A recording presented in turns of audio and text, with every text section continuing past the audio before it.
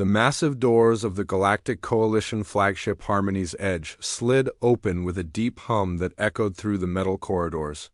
Daeho Kim stepped inside, carrying nothing but a worn leather bag and a small wooden box that fit perfectly in his hands. His black hair was neat and short, and he wore simple brown robes that looked completely out of place among the gleaming walls and flashing lights of the most advanced spaceship in the galaxy. Behind him walked Captain Veltar, a tall reptilian being whose green scales caught the artificial light as he moved. The captain's yellow eyes kept glancing at the human with barely hidden confusion. This was not what he had expected when Earth Command told him they were sending their best spiritual advisor. "Your quarters are down this hall," Veltar said, his voice rough like gravel scraping against stone. "The crew meeting starts in 2 hours. Try not to get lost." Daeho bowed politely, a gesture that made the captain's eye ridges rise in surprise. Most humans who came aboard military vessels acted tough and proud. This one seemed different, too different. "Thank you, Captain." "I appreciate your hospitality," Daeho replied in calm, clear words. His voice had a peaceful quality that seemed to make the harsh lighting feel warmer somehow. As they walked through the ship, other crew members stopped their work to stare. A group of blue-skinned ethereals whispered among themselves in their musical language, their crystal-like features sparkling with amusement. Near the engine room, several insect-like mantoids clicked their mandibles in what sounded like laughter. Chief Science Officer Kixana materialized beside them, her transparent body shimmering like water.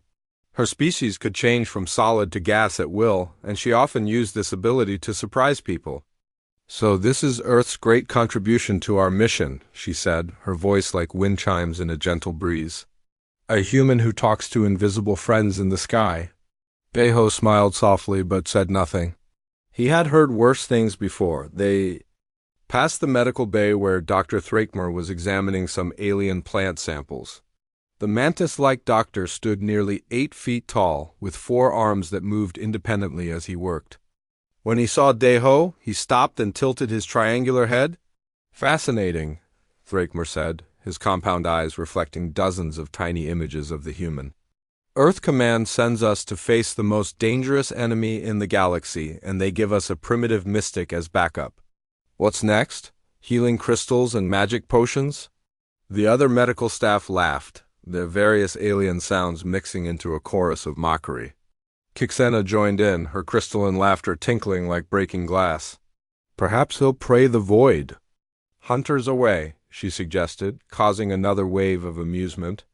Daeho continued walking, his expression unchanged.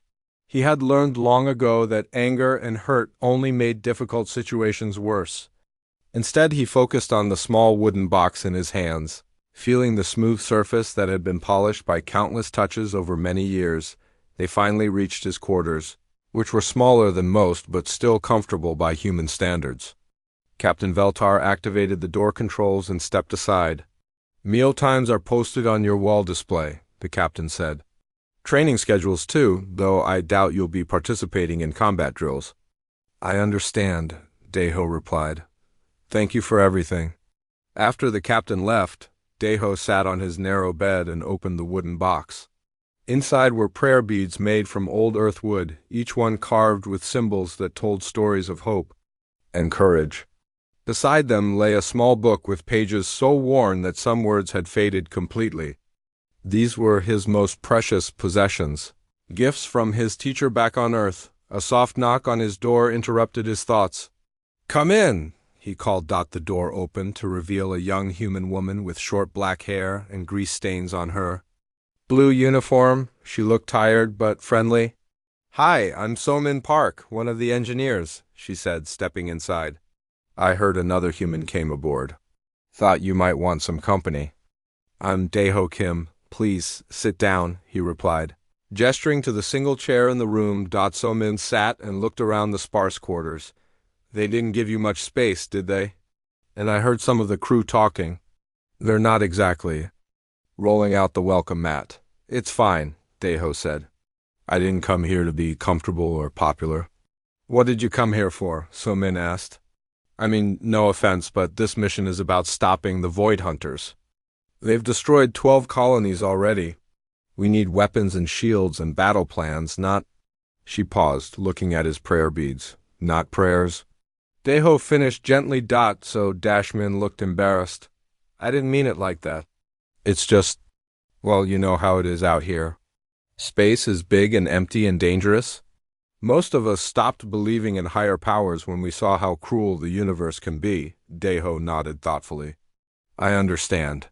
But tell me, when you're working on a broken engine in the middle of a crisis, what keeps you going? What makes you believe you can fix it even when everyone else has given up? So-min frowned, thinking, I guess it's just knowing that people are counting on me. That if I don't fix it, people might die. That's faith, Deho said simply. You have faith in your ability to make a difference. You believe that your actions matter, even when the universe seems overwhelming. Before So-min could respond, the ship's communication system crackled to life.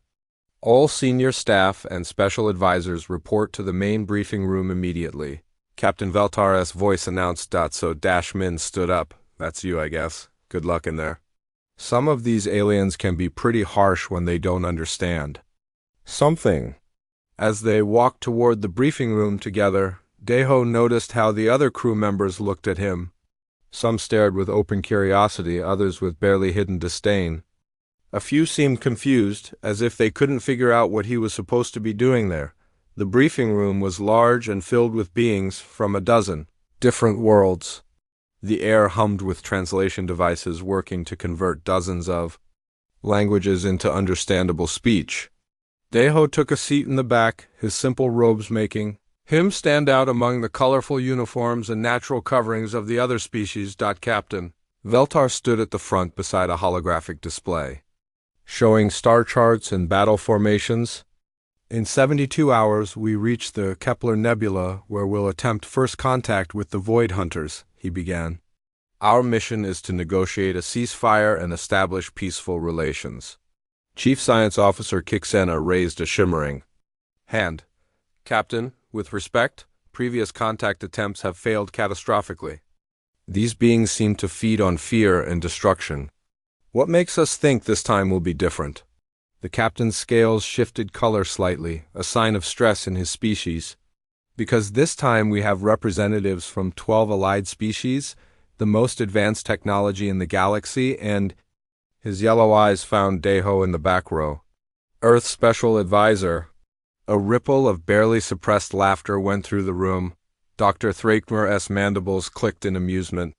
Ah yes, our secret weapon.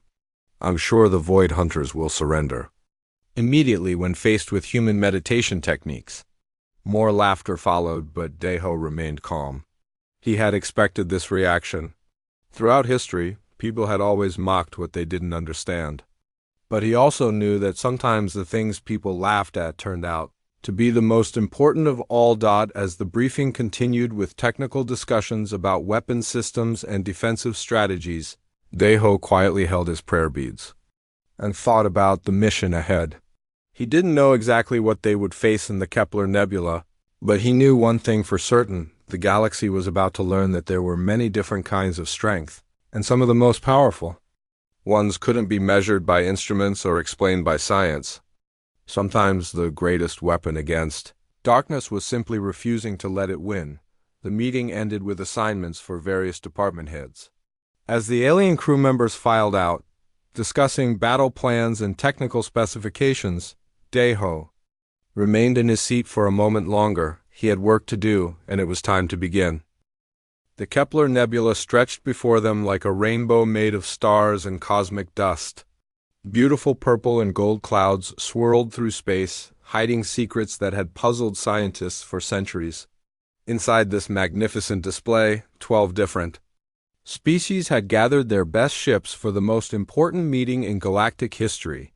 Deho stood in the observation deck, watching the other vessels take their positions. Each ship represented a different world, a different way of thinking, a different hope for peace. The ethereal ships looked like floating crystals that caught and reflected the nebula's light. The mantoid vessels resembled giant metal insects with wings that could slice through space itself. The Corvin warships were built like fortresses, covered in weapons and armor that could withstand almost any attack. "Impressive fleet," said So-min. Park, joining him at the viewing window. Her engineering uniform was cleaner today, though her hands still showed traces of oil from working on the ship's engines. 12 species working together. That has to count for something, right? Daeho nodded slowly. "Unity is always powerful," he agreed. "But I sense something else out there. Something that doesn't want peace." Before So-min could ask what he meant, Captain Veltar's voice echoed through the ship. "All crew to stations. We've detected the Void Hunter vessels approaching our position." The bridge became a storm of activity as aliens rushed to their posts. Daeho followed So-min toward the main command center, his simple robes looking strange among all the military uniforms and natural armor of the other species. On the main screen, dark shapes began to emerge from the deeper parts of the nebula. The Void Hunter ships didn't look like they were built so much as grown. They twisted and writhed like living things, covered in what looked like black oil that reflected no light at all. Just looking at them made several crew members step backward. "They're beautiful in a terrifying way," whispered Jiwoo Lee, the young communications officer. Her voice shook slightly as she worked at her control panel. "Like nightmares that learned how to fly."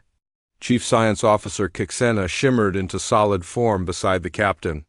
"Energy readings are off the charts," she reported, her crystalline features reflecting the screen's glow. "But it's not conventional power. It's something else. Something that affects our sensors on multiple dimensions." Captain Veltar straightened his reptilian form and activated the communication array. "This is Captain Veltar of the Galactic Coalition. We come seeking peaceful dialogue with your people." The response came immediately, but not through their speakers. Instead, a voice spoke directly inside everyone's mind, like ice water being poured into their thoughts. "We are the Void Hunters. We have heard your words before from the 12 colonies we consumed. Peace is not our purpose. Fear is our food, and you have brought us a feast." Suddenly, the air on the bridge became thick and heavy. Several alien crew members began breathing rapidly, their eyes wide with terror. The Mantoid communications specialist started clicking his mandibles uncontrollably. A young ethereal officer actually began to lose her solid form, becoming more gas-like as panic overtook her control. "What's happening?" Captain Veltar demanded, but his own voice sounded strained. "Doctor." Thrakemore appeared on the bridge, his forearms moving frantically over a medical scanner. "It's some kind of psychic attack," he announced, his compound eyes reflecting dozens of images of the frightened crew. "They're projecting fear directly into our minds. Our brain chemistry is being altered by an external force."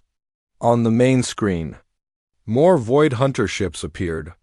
Their leader, a massive vessel that looked like a living shadow with burning red eyes, moved closer to the diplomatic fleet. When it spoke again, the mental voice was like claws scraping against their souls. "Look at you, proud species of the galaxy. See how easily you break when faced with true darkness? We will consume your worlds one by one, feeding on the terror of billions. Your technology cannot save you. Your weapons cannot harm us. We are the end of hope itself." Around the bridge, more crew members were falling to their knees. The Corvin warriors, famous throughout the galaxy for their courage, were shaking like frightened children. Commander Brickstall, a veteran of 50 battles, had curled up in a corner and was whimpering softly, but in the middle of all this chaos, one figure remained standing straight and calm. Daeho had his eyes closed and was holding his prayer beads. His breathing was steady and peaceful, as if he were sitting in a quiet garden instead of facing cosmic horror. Around him, a small area of the bridge seemed different somehow. The oppressive fear was still there, but it felt distant, like storm. Clouds on the horizon instead of lightning striking directly overhead. Jiwoo Lee, who had been closest to him when the attack began, found that she could think clearly as long as she stayed near the human cleric. "How are you doing that?" she whispered. Daeho opened his eyes and looked at her with a gentle smile. "I'm not doing anything special," he said quietly. "I'm just remembering that fear is a choice. Terror can only control us if we let it. Captain Veltar, hearing this exchange, tried to move closer to Deho. As he did, his own panic began to lessen. The crushing weight of despair that had been smothering his thoughts started to lift. "This is impossible," Dr. Thrakmer said, scanning Deho with his medical equipment. "Your brain patterns are completely normal. You're not using any technology or biological defense. You're just afraid." The Void Hunter leader seemed to notice that some resistance remained on the Coalition ships. Its mental voice became angrier, more focused. "You cannot hide from us, little beings. We have destroyed civilizations that spanned galaxies. We have fed on the final screams of entire species. What makes you think you can stand against us?" Deho stepped forward, still holding his prayer beads. When he spoke, his voice was calm and clear, cutting through the mental static of the psychic. "Attack. Because fear is not the strongest force in the universe," he said. "Love is stronger. Hope is stronger. The belief that tomorrow can be better than today is stronger than any darkness you can imagine." For a moment, the psychic assault wavered. Several crew members who had been paralyzed with terror found they could move again. The crushing weight of despair lifted just enough for them to remember who they were and why they were there, but the moment didn't last long. The Void Hunter leader roared with mental fury, and the psychic attack intensified. "Fool human! We will make you watch as we consume your precious Earth. Your faith will crumble when you see your homeworld burn." More Void Hunter ships emerged from the nebula surrounding the diplomatic fleet. Other Coalition vessels were going dark one by one as their crews succumbed to manufactured nightmares. The massive Corvin battleship Ironforge fell silent, its 1,000-warrior crew overcome by visions of their own deaths. Captain Veltar managed to reach the communication console, staying close to Deho's calming presence. "All ships, this is Coalition Command. We're under psychic attack. Conventional weapons appear ineffective. Requesting immediate evacuation protocols." But even as he spoke, more ships went silent. The beautiful, ethereal crystal vessels began to dim as their crews lost the ability to maintain their energy forms. The Mantoi fleet stopped moving entirely. Their insectoid crews frozen in terror. Goe Li looked at her communication readings with growing horror. "Captain, we're losing contact with the entire fleet. At this rate, we'll be the only ship left functioning in 10 minutes. Deho placed a gentle hand on her shoulder. "Then we have 10 minutes to figure out how to fight back," he said simply. "And sometimes that's all the time you need to change everything." As the Void Hunters prepared for their final assault on the remaining ships, none of them realized that they had just made their first crucial mistake. They had assumed that all species would react to fear the same way. They had never encountered humans before, and they had no idea what they had just awakened. The diplomatic fleet was dying around them. Ship after ship fell silent as the Void Hunters' psychic assault crushed the minds of their crews. The beautiful, ethereal vessels had gone completely dark, their crystalline hulls no longer glowing with life energy. The mighty Corvin warships drifted helplessly, their legendary warriors reduced to whimpering shadows of themselves on the bridge of Harmony's edge. Captain Veltar watched his tactical display with growing desperation. Raid markers indicated dead ships, and there were far too many of them. Only 3 vessels still showed signs of active crew, and even those were fading fast. "We have to retreat," Commander Brixtel said, his voice barely a whisper. The proud Corvin warrior was still shaking from the psychic attack, his usual confidence completely shattered. "We can't fight enemies that attack our minds directly." Dr. Thrakmer clicked his mandibles in agreement. "Our medical systems can't counter this kind of assault. It's not a disease or toxin we can treat. They're literally rewriting our brain chemistry with pure terror." But Deho stepped forward, moving with the same calm confidence he had shown since boarding the ship. Around him, that strange bubble of peace continued to exist, allowing nearby crew members to think clearly despite the ongoing mental assault. "Captain," he said quietly, "may I address the fleet?" Veltar stared at the human cleric with his yellow, reptilian eyes. "Address them? Most of the crews are unconscious or insane with fear. What could you possibly say that would make a difference? Sometimes, Deho replied, the right words at the right time can change everything. Please trust. The captain looked around his bridge at the terrified faces of his crew, then at the tactical display showing their rapidly dwindling fleet. They had nothing left to lose. Do it, he said, activating the fleet-wide communication system, Deho. Moved to the center of the bridge and spoke in a voice that was calm, clear, and completely unafraid. His words went out across all remaining coalition ships, translated into dozens of languages by their universal communication systems. My friends, he began, I know you are afraid. I know you feel lost and alone in the darkness that surrounds us. But I want to tell you a story about my people, about humans, and about why we never give up. On the few functioning ships, crew members who had been curled up in terror slowly raised their heads. Something about the human's voice cut through. The psychic noise like a beam of light through storm clouds. 3,000 years ago on Earth, there was a great flood that destroyed most of a city. The water rose so high that people had to climb onto their rooftops to survive. Many died, and those who lived thought all hope was lost. As Deho spoke, Chief Medical Officer Yeon-Soo Choi began monitoring the medical sensors throughout the ship. What she saw made her gasp in amazement. The stress indicators of every crew member within range of the human's voice were dropping rapidly. Heart rates were stabilizing. Brain patterns were returning to normal. But in that flooded city, Deho continued, there was an old woman who refused to despair. She had no boat, no special powers, no advanced technology.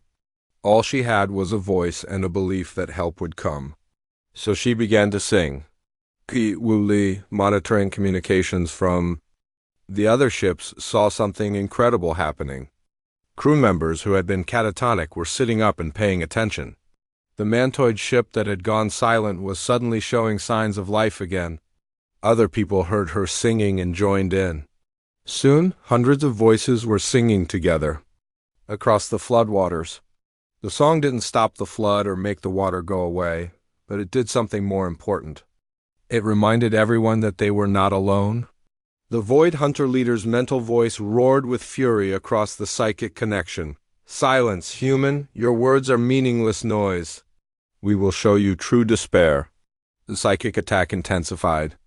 Waves of manufactured terror crashing against the coalition ships like tsunamis of pure fear, but something had changed. The crews were no longer defenseless. The rescue boats found the survivors by following their song.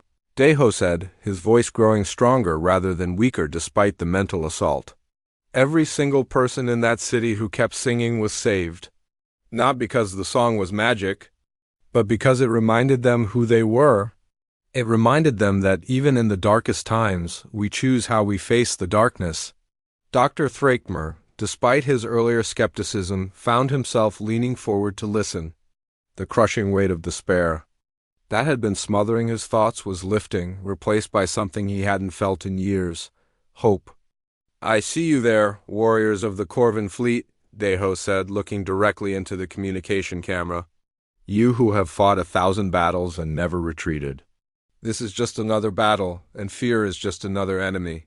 You've defeated enemies before. You can defeat this one too. On the Corvin ships, veteran warriors began to remember their training, their pride, their duty. Commander Brickstall slowly stood up straighter, his hand moving to his weapon even though he knew conventional arms were useless here. I see you, brilliant ethereals, masters of energy and light. You who can become pure thought when you choose. Show these creatures of darkness what real power looks like. Show them the light they fear so much. The ethereal crystal ships began to glow again as their crews regained control of their energy forms. Chief Science Officer Kixena solidified completely and moved to her command station with renewed purpose. And I see you, wise mantoids, you who have studied the mysteries of the universe for millennia. You know that fear is just another form of energy, and energy can be transformed. Transform this fear into fuel for your courage. Across the fleet, the tide was turning. Ships that had been dead in space began to move again. Weapon systems that had been offline came back to life.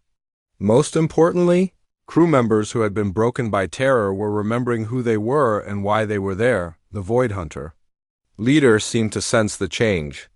Its mental voice became less confident, more desperate. This cannot be.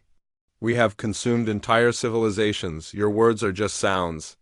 They have no power. Deho smiled, an expression so peaceful and confident that it seemed to shine through the communication systems to every ship in the fleet. You're wrong, he said simply. Words have the greatest power of all. They carry hope from one mind to another. They remind us that we are more than our fears. Chief Medical Officer Yun-Soo Choi was staring at her instruments in amazement. Captain, you need to see this. The psychic interference is dropping across the entire fleet. Not because their attack is getting weaker, but because our people are getting stronger. How is this possible? Captain Veltar asked. The human is creating some kind of psychic anchor, Dr. Thrakmer said, his scientific mind struggling to process what he was observing. His absolute certainty, his unshakable faith in the goodness of conscious beings. It's like a beacon that the others can follow back to sanity.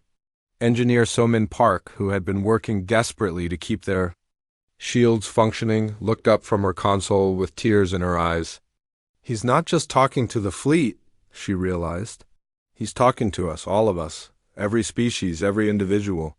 He's reminding us that we're all in this together.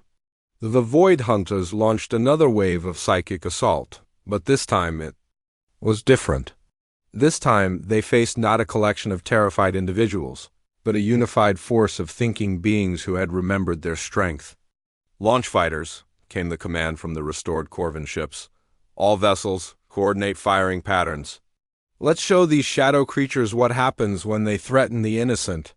But even as the fleet prepared to fight back with conventional weapons, everyone knew that the real victory had already been won. The human cleric had done something that advanced technology and superior firepower could not do. He had reminded them all of what it meant to refuse to surrender to the darkness, and for the first time since the battle began, the Void Hunters discovered what it felt like to be afraid. Word of the human cleric's power spread through the surviving ships like wildfire.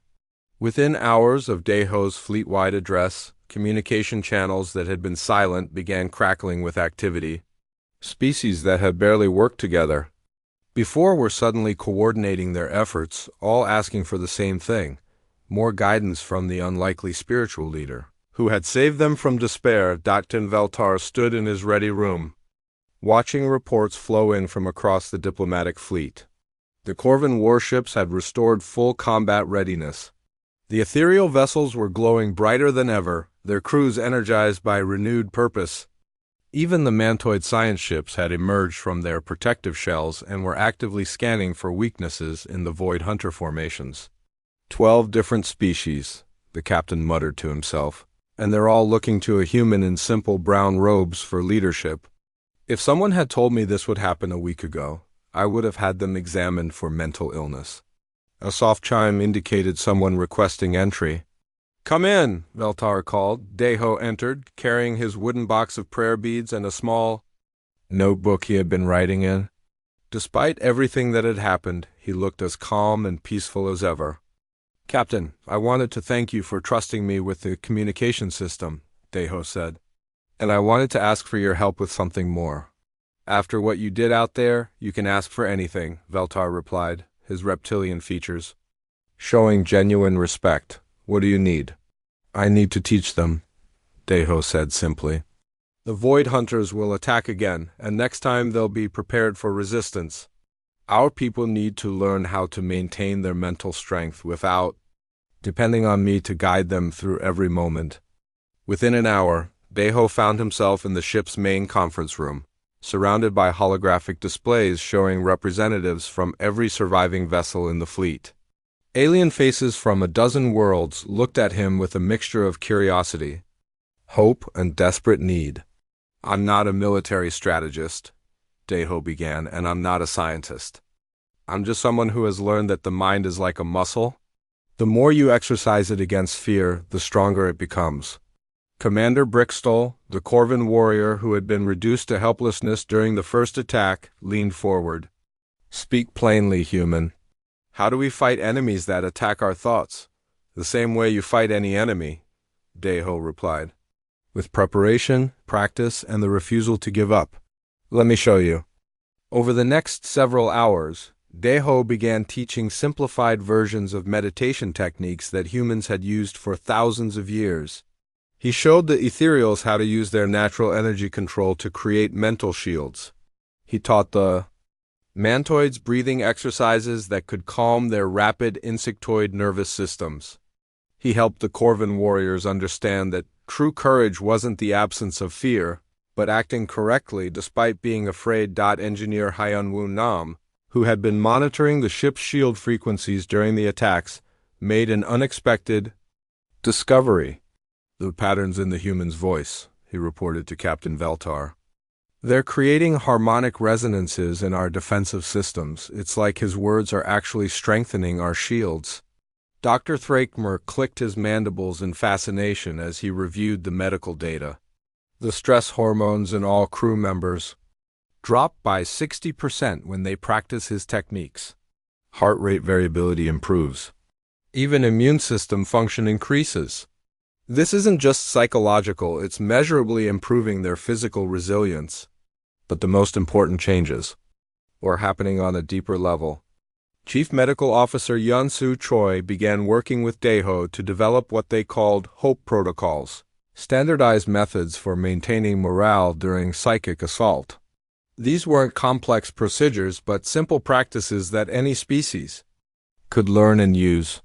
"The key," Deho explained to a gathering of medical officers from across the fleet, "is to remember that emotions are not commands. Fear tries to tell you what to do, but you get to choose whether to listen. When the terror comes, acknowledge it, but don't obey it." The Void Hunters, meanwhile, were growing increasingly frustrated. Their usual tactics of overwhelming civilizations with manufactured despair were failing against this strange alliance. The shadow creatures had expected easy prey, not organized resistance led by a being who seemed immune to their psychic attacks. The Void Hunter leader sent probing attacks against individual ships, trying to find weaknesses in their new defenses. But each time the crews held firm. When the terror struck the mantoid science vessel Wisdom's Light, its crew used the breathing techniques Deho had taught them. When nightmares assaulted the ethereal ship Crystal Song, its energy beings transformed the fear into fuel for their defensive systems. "This is impossible," the Void Hunter leader raged across the psychic connection. "You are food. You are meant to despair and die. How are you resisting our power?" The answer came not from Deho, but from Captain Veltar himself.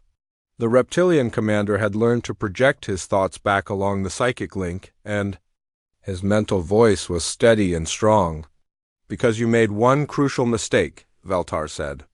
"You assumed that all thinking beings would break the same way. But consciousness isn't uniform across species. We think differently, we believe differently, and most importantly, we support each other differently." As if to prove his point, the 12 species began demonstrating unprecedented cooperation. Corvin warriors shared tactical knowledge with ethereal energy specialists. Mantoid scientists worked alongside human engineers to develop new defensive technologies. The spider-like arachnoid fleet provided protective webs of energy around the more vulnerable ships, engineer Somin Park made another breakthrough when she discovered that the harmonic frequencies from Deho's teachings could be integrated into their shield systems. "If we tune our deflectors to these patterns," she explained to Hyun-Woo Nam, "we can create a kind of psychic static that interferes with their mental attacks." The young communications officer Ji-Woo Lee established new protocol networks that weren't based on technology alone, but on shared purpose and mutual support. "Every ship checks in with 2 others every 10 minutes, she explained to Deho. "Not just for tactical updates, but for emotional support. If one crew starts to feel overwhelmed, the others immediately provide encouragement." Dr. Thrakmer, who had initially mocked the human cleric's methods, found himself becoming one of their strongest advocates. I've been practicing medicine for 40 years, he told his fellow medical officers, and I've never seen anything like this. The human has shown us that healing isn't just about fixing bodies, it's about strengthening spirits. The Void Hunters tried a different approach, attempting to corrupt Deho directly with visions of Earth's destruction and the futility of resistance. But their psychic assault crashed against the human's faith like waves against an unbreakable shore. You cannot understand us, Deho told them, his mental voice carrying across the psychic connection to every ship in both fleets. You feed on despair, so you think despair is the strongest force in the universe, but you're wrong. Hope is stronger. Love is stronger. The belief that conscious beings have value is stronger than any darkness you can imagine. As the hours passed, something unprecedented happened. The mixed fleet of 12 species began operating as a single entity. Not because they had been forced to work together, but because they had chosen to trust each other. The human cleric hadn't just taught them how to resist psychic attack. He had shown them how to create something the Void Hunters had never encountered. The FORE, a unified force powered by hope instead of fear, Chief Science Officer Kixana summarized it perfectly in her report to the Coalition Command. The enemy assumed that fear was our default state and that hope was an aberration, the human cleric has shown us that the opposite is true. Fear is the aberration. Hope, courage, and mutual support are what consciousness naturally creates when it's allowed to flourish.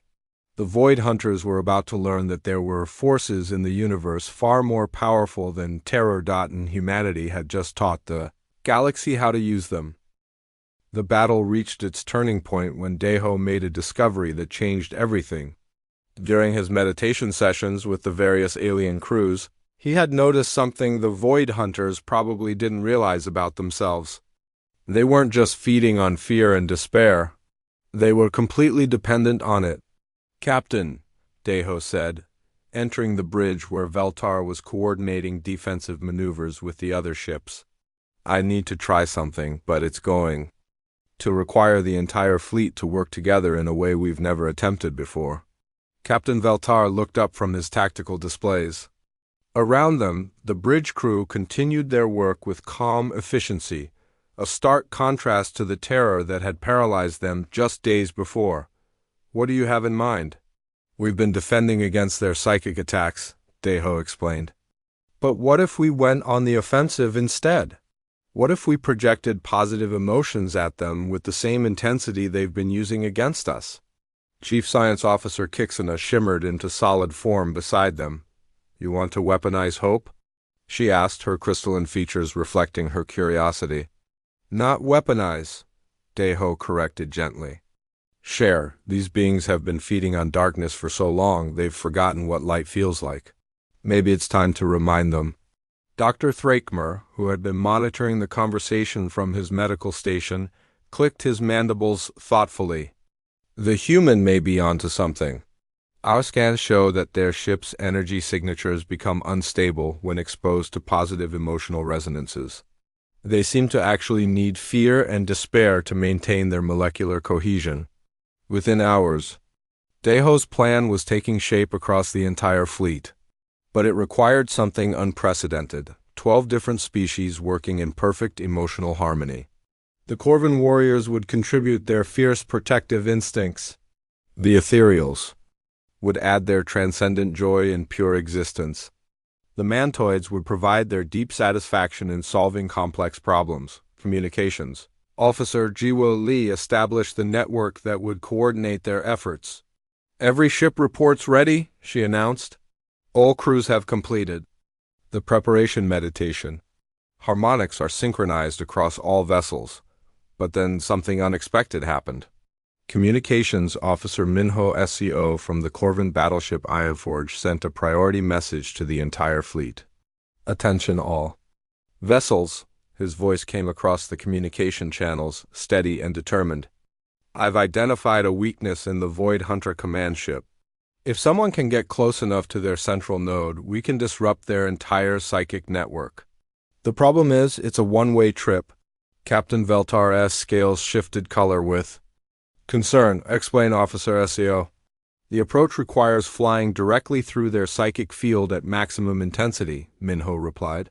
Whoever does it will be exposed to concentrated terror and despair that would break most minds instantly.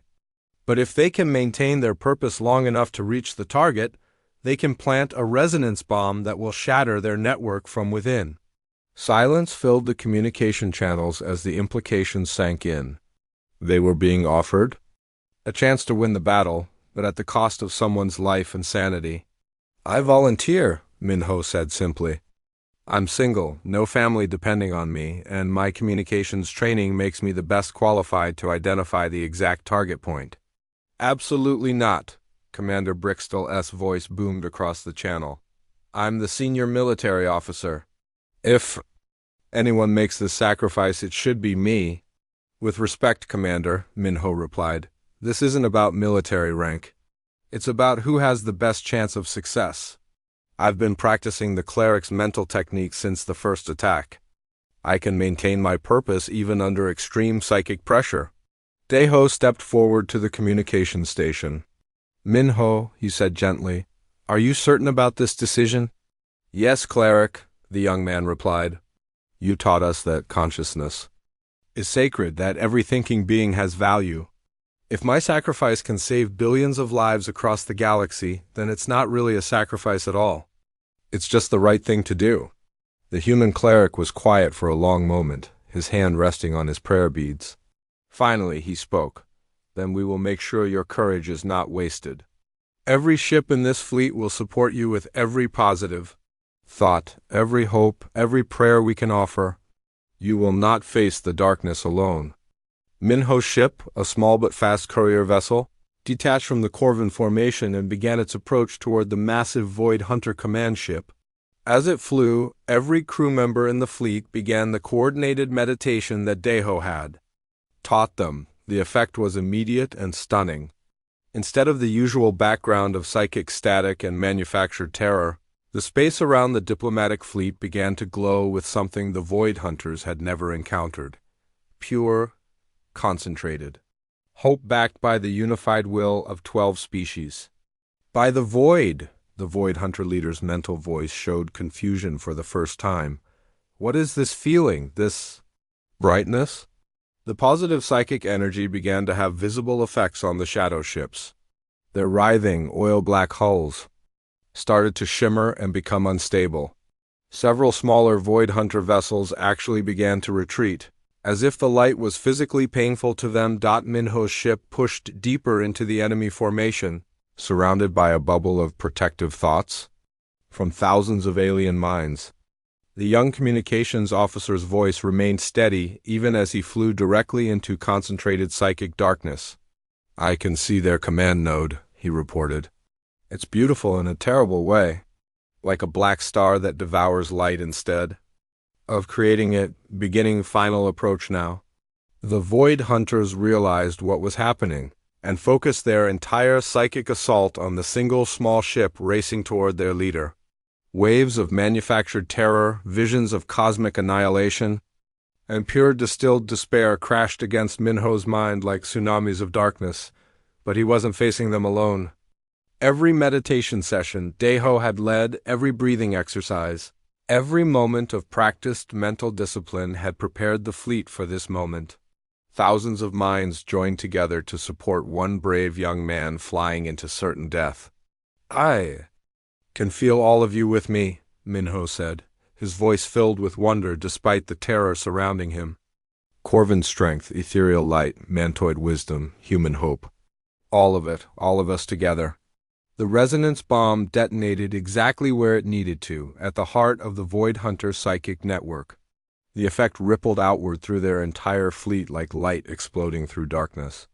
Shadow ships that had existed for millennia began to dissolve as their fear-based molecular structure collapsed. But the most remarkable thing happened to the Void Hunters themselves.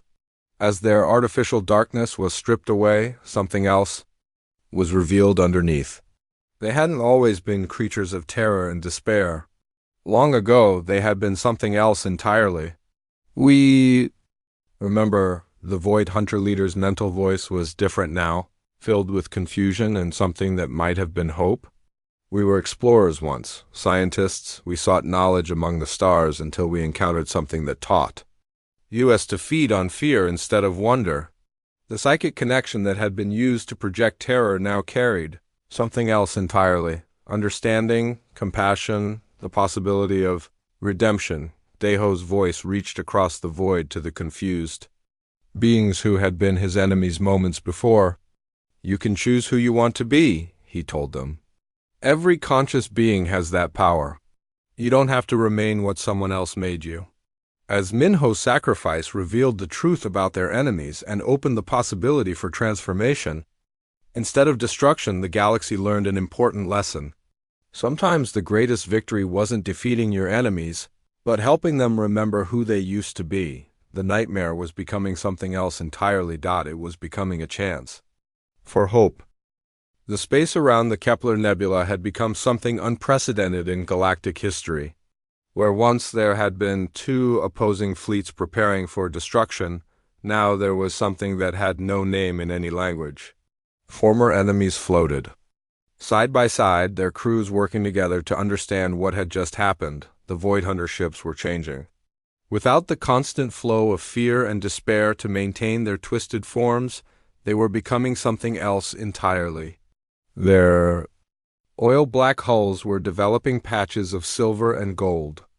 The writhing, organic shapes were settling into more stable configurations that actually looked beautiful rather than terrifying. Deho stood on the bridge of Harmony's edge, watching the transformation through the main viewing screen. But his attention was focused on something else entirely. The Void Hunter leader had requested direct communication with him, mind to mind, without the buffer of technology or translation systems. "I'll go with you," Captain Veltar said, his reptilian features showing concern. "This could be a trap." "No," Deho replied gently. "This is something I need to face alone. But thank you for the offer." The human cleric closed his eyes and opened his mind to the psychic connection. Immediately, he found himself in a space that existed somewhere between thought and reality. The Void Hunter leader was there, but it no longer looked like a creature of living shadow. Instead, it appeared as it truly was, ancient, tired, and desperately confused. "You have done something impossible, human," the being said, its mental voice no longer carrying the chill of cosmic terror. "You have made us remember who we were before the hunger consumed us. We had forgotten that we once sought knowledge instead of fear, wonder instead of despair. What happened to you?" Deho asked, his mental voice filled with compassion rather than judgment. The ancient being's form flickered with memories that were millions of years old. "We were explorers, as I said. We traveled to the edge of known space, seeking to understand the fundamental nature of consciousness itself. But we found something there, something that had been waiting since the universe was young." Images flowed through the psychic connection, showing Deho visions of cosmic horror that made the Void Hunter's previous attack seem gentle by comparison. A presence so vast and malevolent that it existed in the spaces between thoughts, feeding on the despair of entire civilizations. It taught us that hope was a lie, that love was weakness, that the only truth in the universe was entropy and endings. It showed us how to feed on fear instead of starving in the emptiness between stars. We became its servants, spreading despair wherever we went, preparing the galaxy for its eventual awakening. Deho felt the weight of this revelation, but also something else, an opportunity that might never come again. "But you're not its servants anymore," he said. "The moment you chose to remember who you used to be, you broke free from its influence. You can choose who you want to be now, can we?" The ancient being asked, its mental voice filled with something that might have been hope. "We have consumed 12 worlds. We have caused the deaths of billions. How can such creatures as us find redemption?" Deho thought of all the stories he had learned on Earth. All the tales of people who had done terrible things but found their way back to the light. "By choosing to do better going forward," he said simply. "By using your knowledge and power to protect instead of destroy. By helping others avoid the trap you fell into." The psychic space around them began to change, becoming brighter and warmer. Other presences joined the conversation, the crews of both fleets, their minds linked in an unprecedented moment of unity between former enemies. "The human speaks truth," came the mental voice of Captain Veltar. "In my people's tradition, redemption is always possible for those who genuinely seek it." "Our science shows that consciousness can change and grow," added Dr. Thrakmar. "What you were is not what you have to remain." "We ethereals believe that energy, including the energy of consciousness, can always be transformed," contributed Chief Science Officer Kixana. The Void Hunter leader was quiet for a long moment, processing input from dozens of different species, each offering their own perspective on forgiveness, growth, and second chances. "You would trust us?" it finally asked. "After everything we have done?" "Trust is earned," replied Commander Brixtel, the Corvan warrior whose courage had been restored, "by Deho's teachings. But the opportunity to earn it must be given freely." Communications Officer Jiwoo Lee, who had been monitoring the exchange, added her own thought. "You saved us from something worse, didn't you? This presence you described, this thing waiting at the edge of space? If you hadn't been spreading fear, it would have found other servants, other ways to prepare for its return." The ancient being's form brightened with something like gratitude. "Perhaps. We had not thought of it that way, but yes, our actions, terrible as they were, may have delayed a far greater catastrophe." Deho felt the moment crystallizing around them, the point where everything would change for the better or remain locked in cycles of fear and violence. He made his choice. "Then help us prepare for what's coming," he said. "You know this enemy better than anyone. You understand its methods, its weaknesses, its plans. Help us build a defense that will protect not just our worlds, but all conscious life in the galaxy. You would make us your allies?" The Void Hunter leader asked, disbelief clear in its mental voice. "I would make you our friends," Deho corrected. "Because that's what conscious beings do when they choose hope over fear. They help each other face the darkness together." The psychic connection expanded to include every ship in both fleets. What had begun as a battle between enemies became something unprecedented in galactic history, the birth of a new kind of alliance. One based not on shared enemies but on shared values. Over the following hours, the transformation continued. The former Void Hunters shared their knowledge of the cosmic entity waiting at the edge of space. The coalition species shared their technology, their cultures, their hopes for the future. Together they began planning not just for defense, but for exploration and growth. Engineer So-Min Park worked with former Void Hunters to develop new types of shields that could protect against psychic as well as physical attacks. Dr. Thrakmar collaborated with their healers to find ways to repair minds damaged by despair. Captain Veltar and the ancient being who had once been his enemy began drafting the charter for what would become known as the Galactic Alliance of Conscious Beings, but perhaps the most important moment came when Chief Medical Officer Yun-Su Choi made a discovery that would change everything. While studying the transformation of the Void Hunter ships, she found something remarkable. "Cleric," she called to Deho, excitement clear in her voice, "you need to see this.